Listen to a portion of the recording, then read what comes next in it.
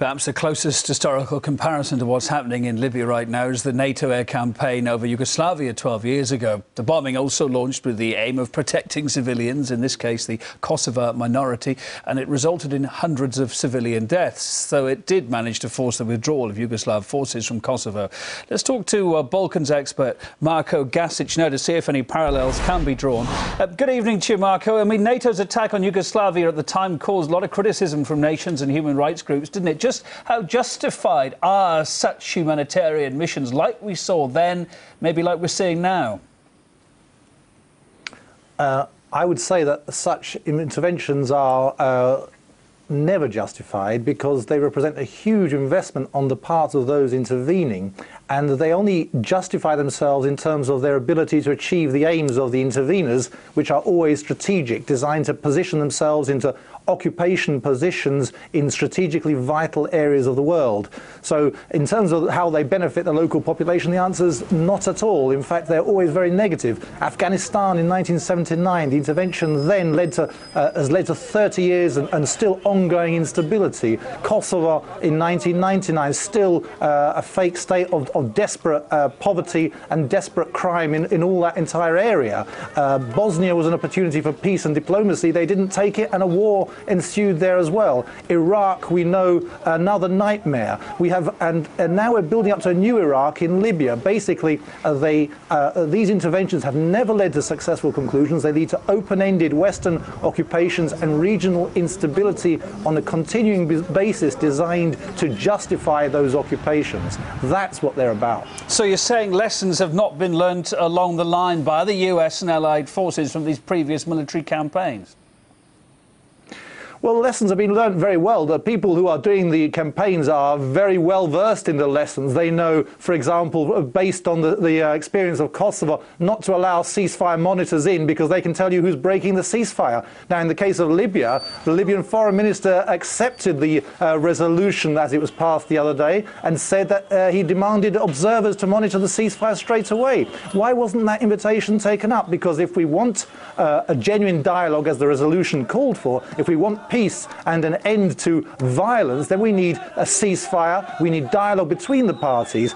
Bear in mind that in Western countries, it takes 5 years to enable regime change, and it's the outcome of a long process of dialogue. Over in Libya and the Middle East, it seems that the expectation is to create regime change in 5 days and to do it at the point of a Tomahawk cruise missile. Marko, what is your prognosis for this conflict? Gaddafi's promising a long war. Is that just words of a man with bruised pride, or do you think he will fight out to the last? Where's it going to go, do you think? Well, with half the population, as I see it, on his side, Libya really does look like becoming a new Iraq. I presume we'll be seeing depleted uranium missiles thrown by the benevolent humanitarian Western aircraft onto that population there. We should remember that the resolution calls for dialogue, i.e. it requires two sides both to be around in order to engage in that dialogue. So it shouldn't be about getting rid of Colonel Gaddafi. If it is, then this action on day one is already in breach of international law because it's in breach of the resolution by which action was enforced. We needed dialogue, we needed ceasefire, we've got bombs instead. The bombs are not necessary for the peace. What we need is a ceasefire for the peace, and that really should be the aim of the mission. To the extent that it is not the aim of the mission has now become compromised and should be stopped as soon as possible. And is there any way, do you think, that they'll get Gaddafi around the negotiating table? I think Mr. Gaddafi will be very keen to get round a negotiating table to talk about what the future is and how the future can be shaped. But the problem is they don't want him there in any condition to say anything other than, where do I sign? I mean, they're looking to bomb him out of power rather than engage in a dialogue to create new institutions that might more fairly represent the wishes of the Libyan people. But I think we should give the Libyan people a chance to decide for themselves. And I'm sure that if you ask the Libyan people, they would vote for a dialogue between the parties rather than a bombing of the parties. They don't want their country to be destroyed by depleted uranium or bombing or occupied by Western forces. They want their country to be stable and peaceful. And for that to happen, the violence needs to stop on both sides and from the external side as well. I kind of know what your answer is going to be to my next question, but at the end of the day, do you think the people of Libya will thank the coalition forces for intervening?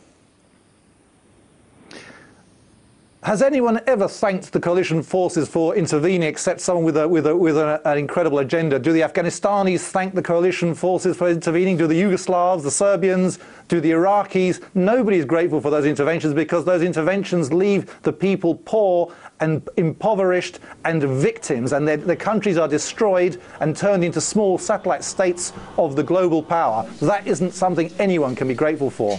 Marko Gasic, Balkans expert, always a pleasure to have you on the programme here at RT. Thank you.